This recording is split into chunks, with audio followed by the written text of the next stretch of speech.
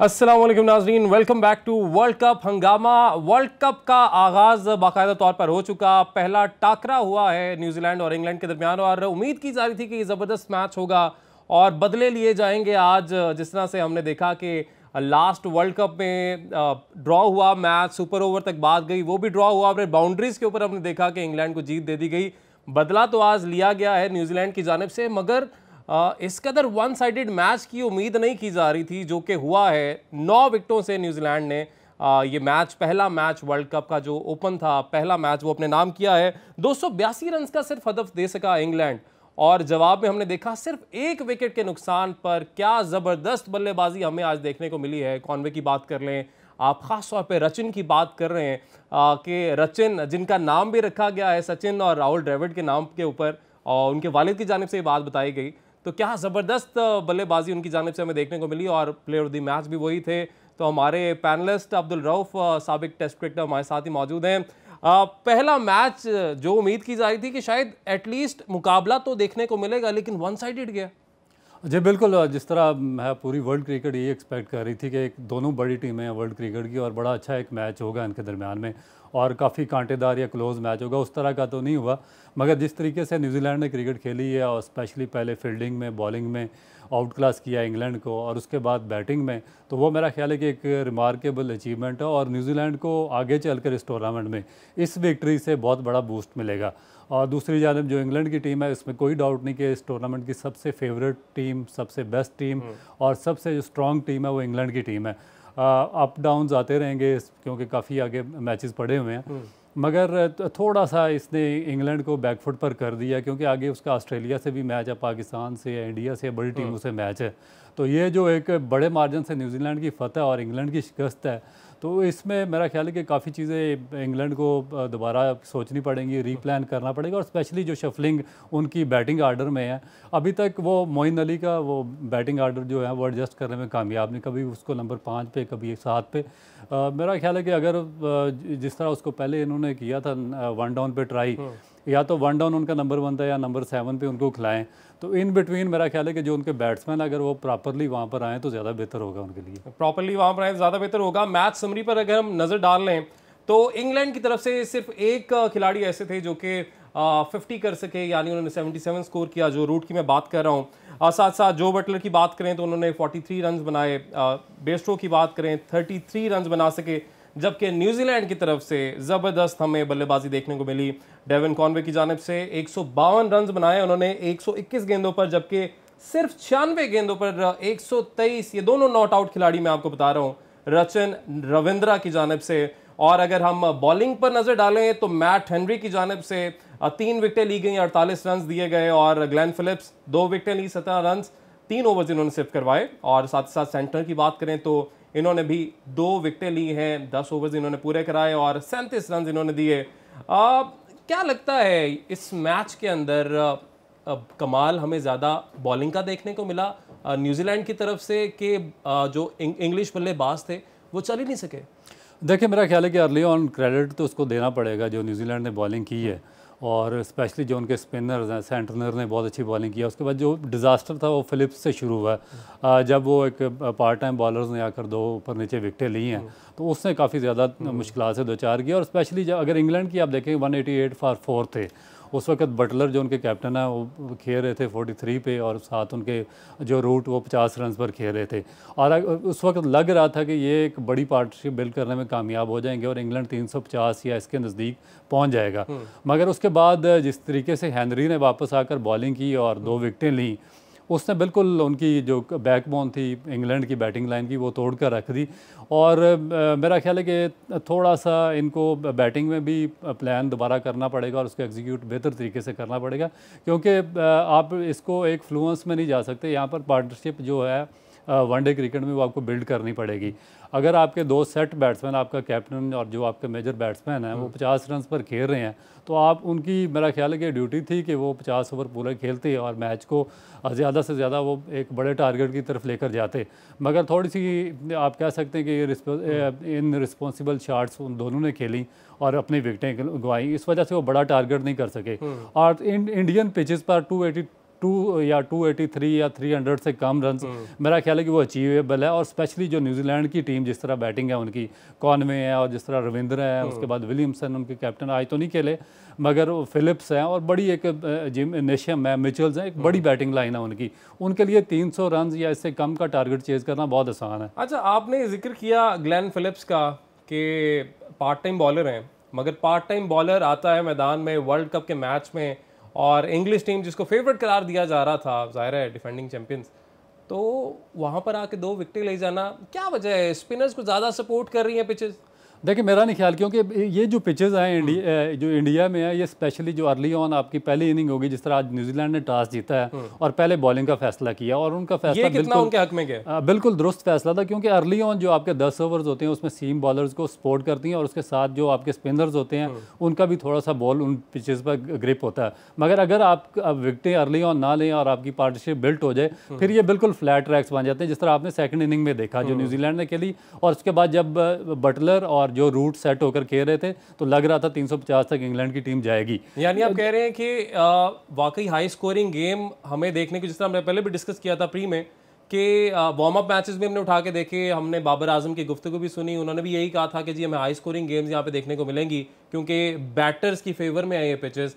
आज के मैच में भी न्यूजीलैंड की तरफ से अगर जाहिर है ये उन्होंने कितनी आराम से, हमने देखा कि 82 बॉल्स अभी रिमेनिंग थी, 36 ओवर्स 2 गेंदों पर उन्होंने अपना हदफ जो है वो मुकम्मल कर लिया, 283 उन्होंने रन बनाए। यही पूरे ओवर्स होते तो 400 तो कहीं नहीं गया था। बिल्कुल एग्जैक्टली। और देखें कि मेरा ख्याल है कि 2015 के बाद ये अभी 2023 में इतनी बड़ी पार्टनरशिप डेवलप हुई है, 273 रन की पार्टनरशिप सेकंड विकेट की इन दोनों के दरमियान हुई है, जडेजा इसका रविंद्रा की और जो है कॉनवे के दरमियान। इससे पहले 2015 में वो जो सैमुअल थे वेस्ट इंडीज़ की और क्रिस गेल ने 300 शायद कुछ रन की नेदरलैंड के खिलाफ, और उसके बाद ऑस्ट्रेलिया ने मेरा एक बड़ी पार्टनरशिप 260 रन की डेवलप की थी 2015 में। उसके बाद इन इंडियन पिचेस पर आज जो इनिंग खेली गई है वो मेरा ख्याल है कि एक एक्सेप्शनल इनिंग थी, और स्पेशली मेरा ख्याल है कि जो रविंद्रा ने इनिंग खेली है एक रिमार्केबल अचीवमेंट है, बिल्कुल अर्ली पार्ट है उनके कैरियर का, और एक बिगनिंग है एक नए सुपरस्टार की। 23 साल प्लेयर और उनका ये वर्ल्ड कप डेब्यू है, ओडीआई मैचेस कुछ खेले हैं, लेकिन वर्ल्ड कप जाहिर है देखें प्रेशर होता है, फिर आप डिफेंडिंग चैंपियंस के खिलाफ खेल रहे हैं, लेकिन 23 साल लड़का, उसने का कोई प्रेशर मेरे ऊपर नहीं है, और ज़बरदस्त इनिंग खेली, पहले ही मैच में, डेब्यू मैच में प्लेयर ऑफ द मैच बना। लेकिन दूसरी तरफ जब इंग्लैंड के एक्सपीरियंस्ड बल्लेबाजों की बात करें, बाबा क्रिकेट, उनके बल्लेबाज वो उतने हमें कॉन्फिडेंट नज़र नहीं आए जितना 23 साल लड़का हमें ये नज़र आया कॉन्फिडेंट। देखिए कॉन्फिडेंट अर्ली ऑन थोड़ा सा ट्रबल था, थोड़ा सा जो बॉलर थे न्यूजीलैंड के उन्होंने उनको परेशान किया, मगर उसके बाद वो सेटल डाउन हो गए थे। देखिए 132 ओवर्स में 188 फॉर 4 थे, और आपके पास 18 ओवर्स पड़े थे, 6 विकेट्स इन हैंड थी, आपका कैप्टन और जो सबसे सेट बैट्समैन है वो दोनों 50 रन के नज़दीक खेल रहे थे। तो लग रहा था कि 350 एक आसान टारगेट होगा, क्योंकि इतना मुश्किल नहीं था। मगर जिस तरीके की इन रिस्पॉन्सिबल शॉट्स वो दोनों ने खेली हैं और अपनी विकेटें गंवाई हैं, मेरा नहीं ख्याल कि इसमें इतना ज़्यादा स्पिनर्स को हेल्प आउट किया था, बल्कि उनकी जो शॉट्स थी वो बहुत गैर ज़रूरी थी, उस मौके पर वो शॉट्स बनती नहीं थी। दूसरी जानिब जो इन्होंने इनिंग खेली है वो आउटस्टैंडिंग थी, विकेट बिल्कुल फ्लैट हो चुकी थी, उसका पूरा उन्होंने फ़ायदा उठाया। और स्पेशली जिस तरह मार्कवुड 150 प्लस पे बॉलिंग कर रहे थे, और उनको जिस तरह पुल शॉट्स खेली हैं रविंद्रा ने, वो मेरा ख्याल है कि एक रिमार्केबल उनकी इनिंग थी, जो कि काफ़ी अरसे तक याद रखी जाएगी कि 150 प्लस एक बॉलर बॉलिंग कर रहा हो और आप उसको बिल्कुल early part of the career में, आप उसको वर्ल्ड कप के डेब्यू मैचेस में आप उसको पुल भी मार रहे हैं, उसको ड्राइव भी कर रहे हैं और बड़े कॉन्फिडेंस से खेल रहे हो, तो मेरा ख्याल है कि बड़े प्लेयर की बिगनिंग है, ये बड़े प्लेयर की बिगनिंग है। और विराट कोहली के बाद he is the second youngest player जिसने वर्ल्ड कप में आके इस तरह से सेंचुरी की है। अच्छा, आपने बात की है मार्क वुड की, तो मार्क वुड के जो आज के स्टैट्स हैं, जो फिगर्स हैं, उन पर नज़र भी डाल लेनी चाहिए, क्योंकि वो हमें बिल्कुल भी अच्छे नहीं दिखाई दिए। सिर्फ 5 ओवर्स उन्होंने करवाए और 11 की इकॉनमी यानी 55 रन उनको पड़े हैं। तो ये जो इतनी फेंटी लगी है, इसकी वजह क्या आपको लगी? देखिए वो एक तो जो इंग्लैंड के कैप्टन थे बटलर, वो उनसे एक्सपेक्ट कर रहे थे कि ये विकेट लेकर देंगे, क्योंकि अर्ली ऑन उनको विकेटें नहीं मिली, और जब मार्कवुड को लाया गया तो उनसे ये एक्सपेक्टेशन थी कि आप चाहे जितने भी रन्स दें मगर आप विकेटें लें। इसी वजह से उन्होंने शॉर्ट ऑफ लेंथ बॉलिंग बहुत ज़्यादा की, और वो बॉलिंग की जो कि आइडियल लेग शॉट्स खेलने के लिए इन पिचेस पर थी। तो उस पर दोनों सेट बैट्समैन जो कॉनवे थे और जो रविंद्रा थे उन्होंने बहुत उसका खूब फ़ायदा उठाया। मगर बेसिक चीज़ ये है कि उनको जो प्लान दिया गया था उनकी टीम ने, इंग्लैंड की टीम ने, उसके मुताबिक वो बॉलिंग कर रहे थे। ठीक है, उनको रन्स पड़ गए, मगर अगर किसी मैच में ये प्लान वर्क कर गया तो मार्क वुड बहुत ज़्यादा डेंजरस साबित होंगे। मार्क वुड बहुत ज़्यादा डेंजरस उस सूरत में साबित हो सकते हैं। मैच में तो हमारी डिस्कशन जारी रहेगी, लेकिन आज की जो मैच ओपनिंग, जाहिर है ओपनिंग सेरेमनी उस तरह से तो नहीं है, लेकिन ओपनर था आज, पहला मैच था वर्ल्ड कप का। लेकिन स्टेडियम के अंदर महला टोटल जब मैच का आगाज़ हुआ कोई 17 लोग गिने हुए थे, शायद किसी ने ट्विटर पे ट्वीट की हुई थी with a picture of the stadium, कि शायकीन वहाँ पे पहुंचे ही नहीं पहले मैच के लिए। आगाज़ में ज़ाहिर है गर्मी होती है, दूसरी इनिंग में ज़्यादा आते हैं, लेकिन दूसरी में भी इतने ज़्यादा तादाद में नहीं आए जो हम एक्सपेक्ट कर रहे थे कि पहले मैच में, वर्ल्ड कप का पहला मैच है। ज़ाहिर है इंडिया में फैंस तो बहुत हैं क्रिकेट के। जी, बहुत ज़्यादा फैंस और स्पेशली इंग्लैंड के बहुत ज़्यादा वहाँ पर कम्युनिटी है, न्यूजीलैंड की कम्युनिटी वहाँ पर इंडिया में मौजूद है। और बड़ी एक डिप्रेसिंग किस्म की सिचुएशन है कि इतना बड़ा टूर्नामेंट हो रहा है, वर्ल्ड क्रिकेट का सबसे बड़ा टूर्नामेंट है और मेगा इवेंट है, और उसमें तमाशाइयों की बिल्कुल अदम दिलचस्पी है। स्टेडियम बिल्कुल खाली हैं और मेरा ख्याल है कि थोड़ा सा बेहतर मैनेजमेंट करनी चाहिए थी। जिस तरह बाकी चीज़ों में इंडियन गवर्नमेंट से या क्रिकेट बोर्ड से बेहतर मैनेजमेंट नहीं हुई, जिस तरह पाकिस्तान के वीज़े का इशू था बिल्कुल वार्म मैच से एक दिन पहले, और भी बहुत सारी चीज़ें थी। ये तो शुरू से ही जब हमने देखा कि जब शेड्यूल जारी किया गया था, इनिशियल शेड्यूल, और उसके बाद फिर जब तक फाइनल शेड्यूल आया तब तक भी बहुत सारी तब्दीलियां उसमें भी की गई। अभी जो हमें पाकिस्तान और इंडिया का मैच देखने को मिलेगा, जो कि पहले 15 को था, इनिशियल शेड्यूल में भी जो दूसरा शेड्यूल आया उसमें भी 15 को था, लेकिन बाद में उसको चेंज किया जाता है 2-3 और उसकी वजह टाइम में भी। हाँ, उसकी वजह से पूरा शेड्यूल ही चेंज करना पड़ा। ज़ाहिर है सारी गेम्स जो है उसमें डिस्टर्ब हो रही थी, तो मिसमैनेजमेंट काफ़ी देखने में आई है। इतना बड़ा बोर्ड, दावे बड़े बड़े।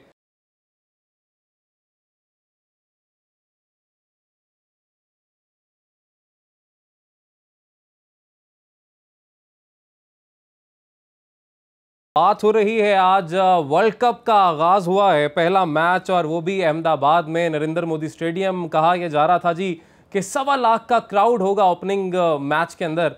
हमारे साथ मौजूद हैं जी अब्दुल रऊफ साहब, साथ ही साथ हमें ज्वाइन किया है साबिक हेड कोच मोहसिन हसन खान साहब ने। सर बहुत शुक्रिया आपके वक्त का। सर क्या वजह बनी मैच पे, तो हम बात करते हैं कि न्यूजीलैंड और इंग्लैंड का जो मैच था, इंग्लैंड क्यों उस तरह से परफॉर्म नहीं कर पाया, फेवरेट करार दिया जा रहा है। लेकिन उससे पहले जरा आ जाते हैं कि कितना, जितना कहा जाता है कि जी सोल होस्ट, इंडिपेंडेंट होस्ट, ये हो जाएगा वो हो जाएगा, क्रिकेट के दीवाने हैं इंडिया के अंदर, तो उसके बावजूद हमें 1.25 लाख का स्टेडियम खाली क्यों नजर आया आज?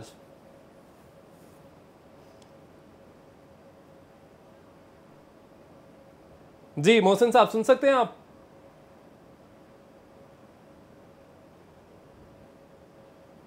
ठीक है, मोहसिन हसन खान साहब से हम राब्ता बहाल करते हैं। अब हम बात कर रहे थे मिसमैनेजमेंट के हवाले से। हमने शुरू में जिस तरह देखा कि एक तरफ शेड्यूल जारी किया जाता है, फिर कहा जाता है जी कि सिक्योरिटी रिस्क है, एक हमारा मजहबी त्यौहार है 15 को गुजरात के अंदर। तो ये आपने जब इनिशियल शेड्यूल तैयार किया, ये चीज़ें तब देखी जाती हैं, उस वक्त क्यों इस चीज़ का ख्याल नहीं आया? क्योंकि इतना बड़ा टाकरा होने जा रहा है, और इनिशियल शेड्यूल के बाद एक और रिवाइज्ड शेड्यूल भी आया था और उसके अंदर भी सेम रहा, फिर जाके दोबारा से एक फाइनल शेड्यूल आया जिसके लिए तब्दीलियां करनी पड़ी। देखिए, मेरा ख्याल है कि ये सारी चीज़ें जो इंडियन क्रिकेट बोर्ड है और जो स्पेशली इंडियन गवर्नमेंट है उसकी हट दर्मी की वजह से ख़राब हुई हैं। क्योंकि जब एशिया का पाकिस्तान में अनाउंस हुआ तो इन्होंने रोड़े अटकाने शुरू कर दिए। इनका किसी भी तौर पर यही ख्याल था कि पाकिस्तान को फेल किया जाए और पाकिस्तान एशिया कप का इनेकाद ना कर सके। इन्होंने अपना जितनी भी इनकी वो तवज्जो थी और सारा फोकस इसी पर रखा कि पाकिस्तान से क्रिकेट को शिफ्ट कराया जाए, और इसमें काफ़ी हद तक ये कामयाब रहे। इन्होंने पाकिस्तान का टूर नहीं किया और श्रीलंका में जाकर ये मैचेस खेले, और पाकिस्तान प्राइमरी होस्ट था, वहाँ हमें 4 मैचेस मिले, और सेकेंडरी होस्ट श्रीलंका था, उसको 8 मैचेस या 9 मैचेस मिले। बिल्कुल। तो उसके बाद ये अपने आप पे भी फोकस नहीं कर सके। उसके बाद पाकिस्तान ने भी थोड़ा सा स्ट्रिक्ट स्टैंड लिया कि हम वर्ल्ड कप पे नहीं आएंगे। फिर आईसीसी दरमियान में आया तो फिर पाकिस्तान उधर गया। उसके बाद इन्होंने पाकिस्तान का ज़बरदस्ती मैच अहमदाबाद में रखा, जहाँ पर किसी सूरत भी पाकिस्तान का मैच नहीं होना चाहिए था। इनके पास बेशुमार ग्राउंड्स हैं, दूसरे वेन्यूज़ हैं, वहाँ पर पाकिस्तान का मैच होना चाहिए था। जो पॉलिटिकल सिनेरियो था या जो सिचुएशन थी, जो ये वहाँ पर हालात पैदा कर चुके थे। यहाँ से पाकिस्तान कहता रहा कि हमारे जो बैटर्स हैं या हमारी जो टीम है, इनको यहाँ पर अहमदाबाद स्टेडियम में, नरेंद्र मोदी स्टेडियम में नहीं लेके जाना चाहिए, वहाँ पे मैच नहीं होना चाहिए, सिक्योरिटी रिस्क है। ये बार बार हमारी तरफ से कहा गया। मगर उन्होंने डिनाई किया। फिर उनकी अपनी एजेंसीज की जानिब से ये बात कही गई तो फिर कहीं जाके इंडियन बोर्ड को, इंडियन गवर्नमेंट को समझ आई कि हाँ जी 15 को मैच यहाँ पे नहीं हो सकता, लेकिन जिद पर अपनी फिर भी अड़े रहे और उसी स्टेडियम के अंदर एक दिन पहले मैच किया रखा है अब, जो कि जिसकी वजह से पूरा जो शेड्यूल था वो मुतासिर हुआ वर्ल्ड कप का। बिल्कुल। और फिर हट दरमी इनकी देखें कि बजाय के वेन्यू चेंज करने के इन्होंने डेट चेंज कर दी और वेन्यू वही रखा है अहमदाबाद का जो गुजरात का स्टेडियम था, उसी पे ये इन्होंने मैच खेला पाकिस्तान का रखा। तो मेरा ख्याल है कि ये अपने आप को कंट्रोल नहीं कर सके, जो इनके इमोशंस थे पाकिस्तान के खिलाफ, उन्होंने इनका अपना टूर्नामेंट ही खराब कर दिया। जिस तरह ये एक्सपेक्टेशन थी कि यहाँ पर 1,25,000 लोग आएंगे। ऐसे ही लग रहा है, सॉरी टू इंटरप्ट, लेकिन ऐसे ही लग रहा है कि पाकिस्तान कि एशिया कप में रोड़े अटकाने के चक्कर में इंडिया ने अपना वर्ल्ड कप भी खराब कर लिया है। मोहसिन हसन खान साहब हमारे साथ ही मौजूद हैं। खान साहब क्या आपको लगता है, क्या वजह रही कि आज हमने पहला जो ओपनर था, जो पहला मैच था इंग्लैंड वर्सेस न्यूजीलैंड था, लेकिन 1.25 लाख के स्टेडियम में हमें शुरू में सिर्फ 10-15 लोग नजर आए? देखिए अब ये तो इंटरेस्ट पे डिपेंड करता है ना। अगर आज इंडिया का मैच हो रहा होता तो ये स्टेडियम पैक्ड होता, लेकिन ये स्लोली एंड ग्रेजुअली करेगा, ग्रो करेगा और आई थिंक इसमें क्राउड आएगा जो सारी दुनिया की टॉप की टीम्स इसमें हैं। तो आई थिंक पहला मैच मैं खुद एक्सपेक्ट कर रहा था कि काफी क्राउड होगा, लेकिन डिसअपॉइंटिंगली नहीं था। आई थिंक उसकी वजह यही नजर आती है कि अगर आज इंडिया खेल रहा होता, इवन पाकिस्तान अगर आज खेल रहा होता तो काफी क्राउड होता। तो I think this is the reason, यही वजह लगती है मुझे। ठीक है, ये वजह आपको लगती है। साथ साथ हमने देखा कि ये तो एक मामला कि आज क्राउड की अदम दिलचस्पी थी पहले मैच में, क्योंकि आपने कहा कि इंडिया का या पाकिस्तान का मैच होता ज़्यादा क्राउड होता। इसके अलावा जो हमें मिसमैनेजमेंट देखने को मिली है इंडिया की तरफ से कि पहली दफ़ा अकेला होस्ट है इंडिया, तो फिर हमने देखा जो पाकिस्तान के वीज़ा जारी करने में जो दुश्वारी रही, जो मुश्किलात रहीं, पता नहीं क्या मुश्किलात रहीं। उसके बाद अभी तक जो पाकिस्तानी जर्नलिस्ट हैं उनको भी वीज़ा नहीं मिले हैं। जो कैप्टन टॉक हुई वो हमने देखा, जो कप्तानों की गुफ्तगू हुई जर्नलिस्ट के साथ, वहाँ पे एक भी पाकिस्तानी जर्नलिस्ट नहीं था। तो ये एक सिर्फ इंडिया का टूर्नामेंट तो ज़ाहिर है नहीं, ये एक वर्ल्ड का टूर्नामेंट है, आईसीसी का टूर्नामेंट। तो ये चीज़ें जो मिसमैनेजमेंट वाली हैं ये क्यों भला देखने को मिल रही हैं? सॉरी, आखिर की 2 लाइन फिर रिपीट कीजिएगा, आवाज कट रही थी। जी, मैं ये जानना चाह रहा हूँ कि आपको क्या लगता है कि ये जिस तरीके से जो मिसमैनेजमेंट हमें देखने को मिल रही है बीसीसीआई की तरफ से, इंडियन गवर्नमेंट की तरफ से, क्योंकि जाहिर है ये इंडिया का टूर्नामेंट तो है नहीं, ये वर्ल्ड का टूर्नामेंट है, ये आईसीसी का इंटरनेशनल टूर्नामेंट है, तो उसके अंदर आप ऐसे करें कि आप वीज़ा जारी ना करें। शायकीन को तो बिल्कुल नहीं किए, लेकिन हमारे यहाँ पे सहाफ़ियों को भी वीज़ा जारी नहीं हुए। जी हाँ, आप ठीक कह रहे हैं, ये बात है। अब ये बात तो सारी देखिए डिप्लोमेटिक लेवल पे है, गवर्नमेंट लेवल पे है।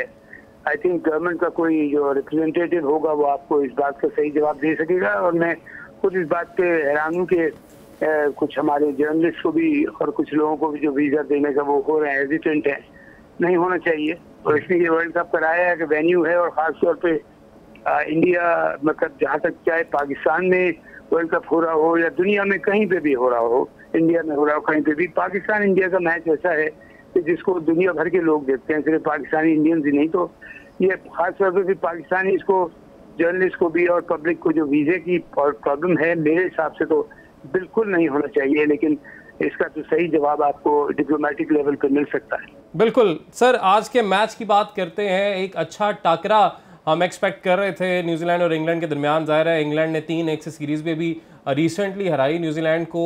फॉर्म में भी अगर देखा जाए तो लास्ट 5 मैचेस में से 4 मैचेस इंग्लैंड ने जीते हुए हैं अपने, और फॉर्म ज़्यादा बेहतर उनकी होनी चाहिए थी। मगर आज बिल्कुल वन साइडेडली न्यूजीलैंड ने गेम अपने नाम कर ली। क्या लगता है आपको, क्या खामियां रही आज की इंग्लैंड की टीम में? देखिए, मैं एक बात यहाँ कहता जाऊँ, जरूरी मेरी बात याद रखिएगा, और मैं होप इंशाल्लाह मैं कि सही बात प्रूव होऊंगा आखिर में।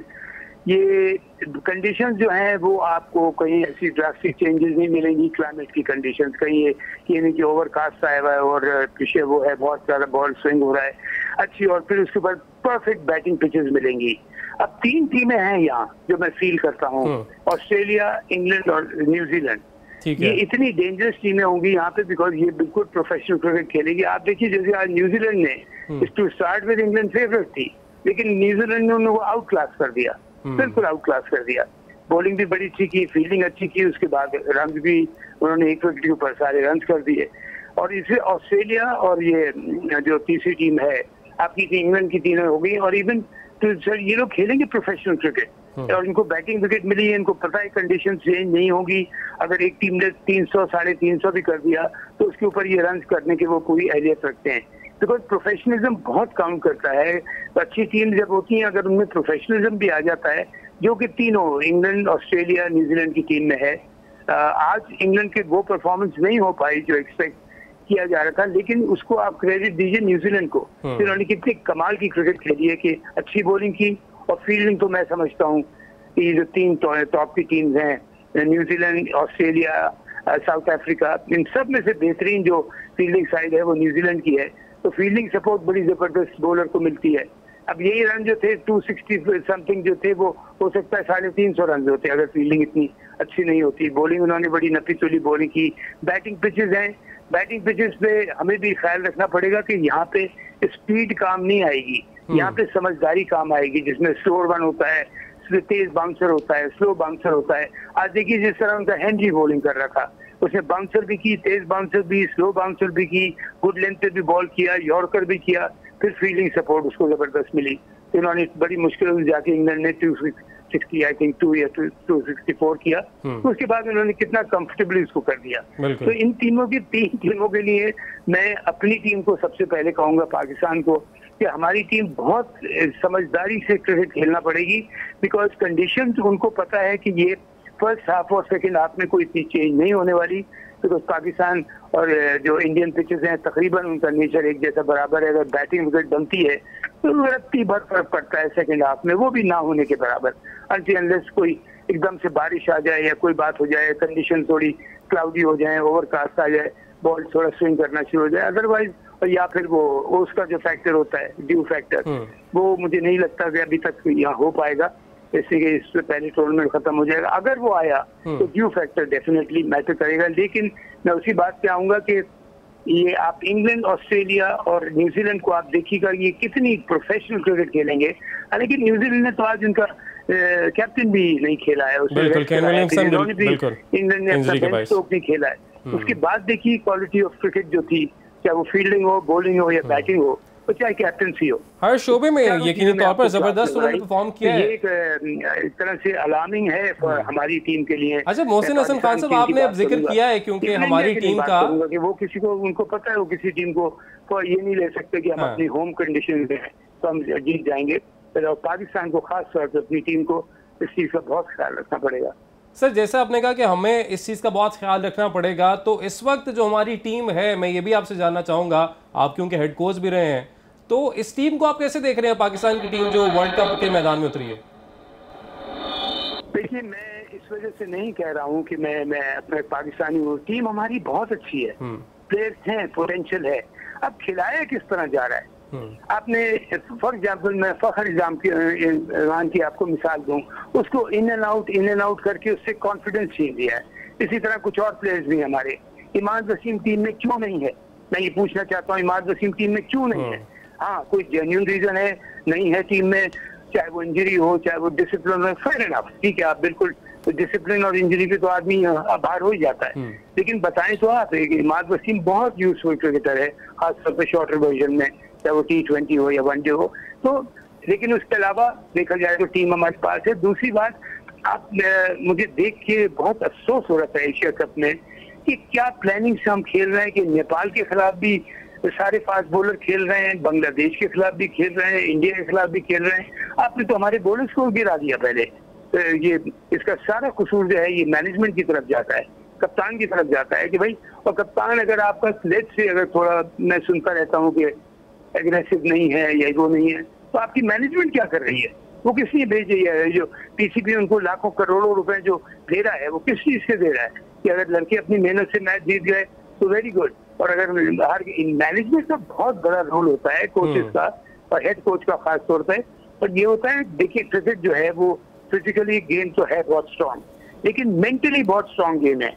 आपको लड़कों को मेंटली मजबूत करना पड़ेगा। लड़की मैं ऑनेस्टली बता रहा हूँ कि टीम, मैं बड़ा बोल नहीं बोल रहा, आपको याद है जब मैंने वही टीम ली थी जिसका बुरा असर हुआ था हार के, और टीम का डिसिप्लिन खत्म था, बदतमीजियां हो रही थी सारा, और फिर ग्राउंड परफॉर्मेंस जीरो था, उस टीम को मैंने किस तरह उठाया था उनको उनसे बात करके, उनको समझा के, उनको चीजों को बता के, हर चीज क्लियर करके। तो ये हेड कोच का काम होता है कि लड़कों को मेंटली उठाए, मेंटली उनको तगड़ा करे। और आपको पता है दिमागी तौर पे अगर आप तगड़े हैं तो पूरा जिस्म आपका तगड़ा हो जाता है। और फिर game plan, very importantly game plan.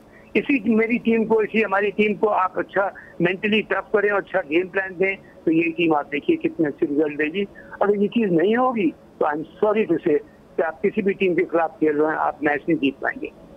किसी भी टीम के खिलाफ खेल रहे हैं, अगर मेंटली स्ट्रांग नहीं है तो कोई भी मैच नहीं जीत पाएंगे। मोहसिन हसन खान साहब हमारे साथ मौजूद थे। और जो हमारी पाकिस्तान की टीम जिसने कल नेदरलैंड के खिलाफ भी मैदान में उतरना है, जाहिर है पहला मैच है, किसी सूरत भी हल्का नहीं लिया जा सकता, इजी नहीं लिया जा सकता। आज इस तरीके से न्यूजीलैंड अपना पहला मैच जीता है, पहली ही गेम में विन मिलती है तो जाहिर आपका मोराल हाई होता है। तो पाकिस्तान के लिए भी विन बहुत ज़रूरी है।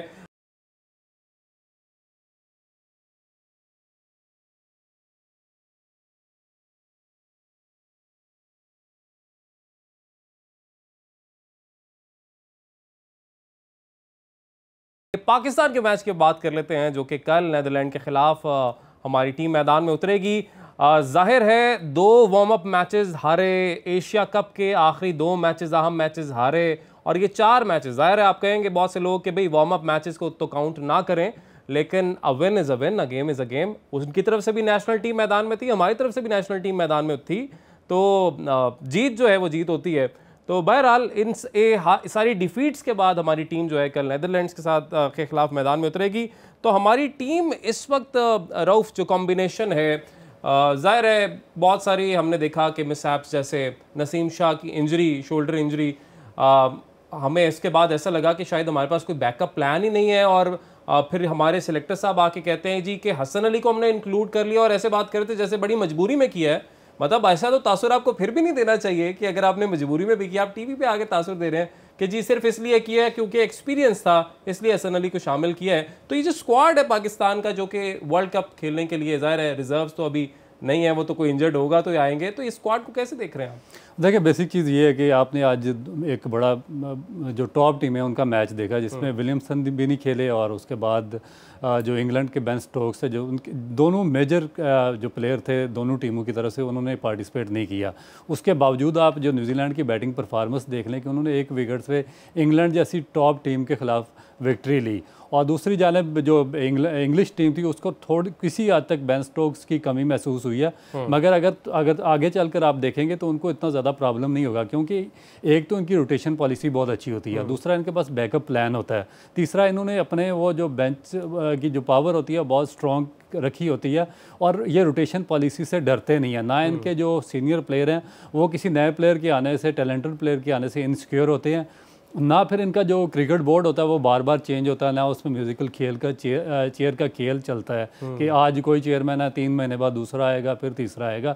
तो ये जो बेसिक ये चीज़ें हैं जो पाकिस्तान क्रिकेट को बहुत पीछे लेकर जा रही हैं। एक तो सबसे जो बेसिक प्रॉब्लम हमारा पाकिस्तान क्रिकेट बोर्ड है कि उसमें बार बार की तब्दीलियां, और पिछले कुछ अरसे से इतने चेयरमैन बदल चुके हैं, और जो भी चेयरमैन आता है वो अपनी सिलेक्शन कमेटी लाता है। ज़्यादा ये लगता है कि हमारी जो मैनेजमेंट है वो शायद सही तरीके से बिल्कुल हैंडल नहीं करी। जैसे एशिया कप की कुछ चीज़ें अगर हम यहाँ पे बात करें, इंडिया के खिलाफ हमारा मैच होता है, कोलंबो के पिचेस को स्पिनर्स का पैराडाइज कहा जाता है, लेकिन हम जो है फ़हीम अशरफ के साथ गेम में जाते हैं, बजाय इसके कि हम उसमें एक एक्स्ट्रा स्पिनर के साथ जाते हैं, हमने वहाँ पे फ़हीम अशरफ को ऐड किया। बिल्कुल एग्जैक्टली कि और जब आपको पता है कि आपने उसामा मीर को वर्ल्ड कप स्क्वाड में शामिल करना, और वो आपके बेंच पर बाहर बैठा हुआ, आपने श्रीलंका में एशिया कप में वर्ल्ड कप से पहले उसको कोई मैच नहीं खिलाया, जबकि आपका जो रेगुलर स्पिनर शादाब खान है वो पिछले 1 या 2 साल से स्ट्रगल कर रहा है और वो आउट ऑफ फॉर्म है, आपने उसको नहीं खिलाया, जो साथ रखा हुआ उसको भी नहीं खिलाया। फिर आपका फास्ट बॉलिंग का मैं आपको एक बेसिक बताऊँ कि देखिए आपने 3 फास्ट बॉलर रखे हुए हैं, शाहीन अफरीदी या नसीम शाह और उसके बाद हारिस रऊफ है, इन पे आपकी फास्ट बॉलिंग डिपेंड करती है। आप नेपाल के खिलाफ भी इनको खिला रहे हैं, आप अफगानिस्तान के खिलाफ भी इनको खिला रहे हैं, आप इंडिया के खिलाफ भी इनको खिला रहे हैं, और रेस्ट नहीं दे रहे। और फिर उसके बाद जो आपने स्क्वाड में 2 बॉलर रखे हुए हैं वहाँ पे बिठाए हुए हैं, वसीम खान वहाँ पर बैठा हुआ है, मोहम्मद वसीम जूनियर जो है वो आपके स्क्वाड के साथ है। आप जो दूसरे बॉलर, अगर कोई एक बॉलर इंजर्ड होता है, आप बॉलर मंगवा रहे हैं पाकिस्तान से मंगवा रहे हैं जमान को, और जमान को आप आखिरी जो मैच है एशिया कप का वो खिला देते हैं और आखिरी ओवर भी आप जमान के सर पे डाल देते हैं। लेकिन जब वर्ल्ड कप का अनाउंसमेंट होती है तो उसमें आप उसको रिजर्व में डाल देते हैं। उसमें रिजर्व में, ना सिर्फ रिजर्व में डालती हैं, और जो 2 साल से आपके फ्यूचर प्लान का हिस्सा नहीं है, पिछले 2-3 साल से वो स्ट्रगल कर रहा है हसन अली, वो जो वाइट बॉल क्रिकेट नहीं खेल रहा वो इतनी ज़्यादा पाकिस्तान की जानिब से, आपके प्लान का हिस्सा नहीं है, आप फ्राम नो वे उसको लेकर पाकिस्तान की टीम में डाल देते हैं। और फिर आप लोगों को कहते हैं कि आप दुआ करें कि अल्लाह करे कि वो मेगा इवेंट में फार्म में आ जाए, दुआ करें शादाब खान फार्म में आ जाए, दुआ करें हसन अली फार्म में आ जाए, दुआ करें फ़खर जमान फार्म में आ जाए, दुआ करें, कह रहे हैं कि दुआ करें कि शादाब फॉर्म में आ जाएं। और ये बाबर आजम की जानिब से गुफ्तगू भी की गई। बाबर आजम ने कहा कि जी हर एक का अप एंड डाउन होता है, तो शादाब खान से मेरी बात भी हुई है, हमारी बात चल रही है, उन बेहतरी आएगी। लेकिन बेहतरी वही बात कि दुआओं से तो नहीं आएगी। वार्म अप मैचेस में शादाब खान से बॉलिंग नहीं कराएगी, लेकिन ये स्क्वाड का हिस्सा होंगे जो पहला मैच होगा, ये जो बाकी मैचेस होंगे। इसकी क्या वजह आपको लगी, क्या वजह थी कि एक्सपोज ना कहीं हो जाए शादाब खान की जो बॉलिंग है, मजीद एक्सपोज? क्योंकि एशिया कप में तो हमने देख ही लिया था जो सूरत हाल थी। मेरा ख्याल है कि अफसोसनाक है कि एक लंबे अरसे से आपका एक प्लेयर आउट ऑफ फॉर्म है, आप फिर आप उसको रेस्ट देने की बजाय उसको खिलाए चले जा रहे हैं। आपने यही कुछ हसन अली के साथ किया। देखिए, जब आपने किसी प्लेयर का कैरियर तबाह करना होता है तो आप उसकी, जब वो आउट ऑफ फॉर्म होता है तो उसके बावजूद आप उसको बार बार मौका देते हैं। मैं उस वक्त भी, पिछले साल मैंने बात की थी 2 साल पहले, कि Hasan Ali out of form है, आप उसको लगातार सारे फार्मेट ट्राई करते जा रहे हैं। वो सिर्फ टेस्ट मैच फार्मेट में अच्छी बॉलिंग कर रहा था, आपने उसको वनडे और T20 फार्मेट में ज़बरदस्ती घुसाया है। उसके बाद फिर आपने उसको तीनों फार्मेट से आउट कर दिया। हालांकि उसने टेस्ट साउथ अफ्रीका के खिलाफ 10 विकेटें भी ली थी टेस्ट मैच में। यही वजह है कि हमने देखा लास्ट जो मैच था, हारिस रऊफ को 97 स्कोर पड़ा। 1 ओवर और अगर वो करा लेते, क्योंकि 9 ओवर उन्होंने कराए थे, 1 ओवर करा लेते तो 100+ स्कोर उनको पड़ जाना था। तो शायद ये कि रेस्ट ना देना प्लेयर्स को, शायद ये एक बहुत बड़ी वजह है। अच्छा, एक और मैं यहाँ पे नुक्ता उठाना चाहूँगा। फ़खर परफॉर्म नहीं किया उन्होंने एशिया कप के अंदर। आउट करते हैं आप स्क्वाड से, आप एक दूसरे प्लेयर को डालते हैं, फिर आप अचानक से कहते हैं उसको बुखार हो गया, फिर आप वापस फ़खर को ही डाल देते हैं। आपने एमर्जिंग में 100+ करने वाला उसी ग्राउंड के अंदर इंडिया के खिलाफ तैयब ताहिर को स्क्वाड में आप साथ लेकर गए थे, आपने उसको बेंच पे रखा, फ़खर को बाहर निकाल के फ़खर को वापस डाल दिया। तैयब ताहिर ने इतना अच्छा परफॉर्म किया था कि आपने उसको स्क्वाड में शामिल किया था, तो आप बैटर ही है ना, तो आप ले आते उसको। लेकिन आपने कहा जी वापस फ़खर ही खेलेगा। क्या कोई ये भी कोई चीज़ होती है टीम के अंदर कि कोई नए लड़के आ गए, उन्होंने अच्छा खेल दिया, तो इनका क्या बनेगा? देखिए, मेरा ख्याल है कि यही चीज़ है, और कोई इनसिक्योरिटी है इनको, जो सीनियर प्लेयर्स हैं। इसी वजह से जो यंग प्लेयर आते हैं उनको ये चांस नहीं देते। जब तक आप यंग प्लेयर को चांस नहीं देंगे, जो हल्की टीम है, आपके अफगानिस्तान की टीम ने आप कितने मैचेस यहाँ पर खेले, बांग्लादेश खेलने आई है, नेपाल से आपका मैच हुआ, हॉलैंड से मैच हुए हैं, आप अपने मौका दे सकते थे आप। अच्छा, मैं एक और आपको पता की बात बताऊं कि अभी एशियन ये जो गेम्स हैं उसके लिए पाकिस्तान की A टीम अनाउंस की गई है। उस A टीम में आसिफ अली को, खुशदिल शाह और इस तरह के इन्होंने प्लेयर उस टीम में डाले हुए हैं जिनका कोई काम नहीं है, और जो 4 साल पहले पाकिस्तान टीम से बैड परफॉर्मेंस पर डिस्कार्ड हुए हैं, उनको एशियन इमर्जिंग 11 में डाला हुआ, बजाय कि अंडर-19 बच्चों को। ये तो सारी सूरत हाल हमारे नाज़रीन के सामने है। टाइम की कमी है। लास्ट में मैं अगर आपसे जानना चाहूँ कि आपको क्या लगता है हमें कौन से स्पिनर्स और कौन से फास्ट बॉलर्स के साथ कल मैदान में जाना चाहिए, कुछ नाम अगर आप हमें दें? देखिए, पाकिस्तान शाहीन अफरीदी, हसन अली और हारिस रऊफ, ये 3 आपके मेजर बॉलर हैं, इनके साथ जाएगा। और उसके बाद जो स्पिनर होंगे, मेरा ख्याल है कि उसामा मीर ने जो लास्ट मैच है उसमें बहुत बेहतर बॉलिंग की है, तो उसामा मीर, लग रहा है कि नवाज की जगह उसामा मीर को शायद चांस दिया जाए। नहीं, लेग स्पिनर को लेग स्पिनर से रिप्लेस करना चाहिए। मेरा ख्याल है कि जो आपके वाइस कैप्टन है उनकी जगह पर उसामा मीर को खेलना चाहिए, क्योंकि एट द मोमेंट जो फॉर्म है उसी को खिलाना चाहिए। और आइडियल सिचुएशन ये होगी कि हॉलैंड जैसी वीक टीम के खिलाफ उसामा मीर को डेब्यू करने दिया जाए वर्ल्ड कप जैसे मेगा इवेंट में, ताकि अगर उसकी बॉल सही जगह पर गिरती है तो वो बाद में आपके काम आए, ना कि आप उसी पुराने उसी चक्कर में, गन चक्कर में पड़े रहें कि शादाब खान को 1 मैच और खिला लें, शायद वो फॉर्म वापस आ जाए उसकी, तो उसमें आपका जो रिसेंट इनफॉर्म स्पिनर है वो भी ज़ाया हो जाएगा। बहुत शुक्रिया जी। अब देखते हैं कि सुबह जो टाकरा होता है, जिसमें ज़ाहिर है हमारी मुलाकात टॉस के वक्त ज़रूर होगी, डिस्कस करेंगे हम एक बार फिर से स्क्वाड को और देखते हैं कि कौन से प्लेयर्स के साथ प्लेइंग 11 हमारा क्या होता है। इंशाल्लाह सुबह आपसे मुलाकात होगी। अल्लाह हाफ़िज़।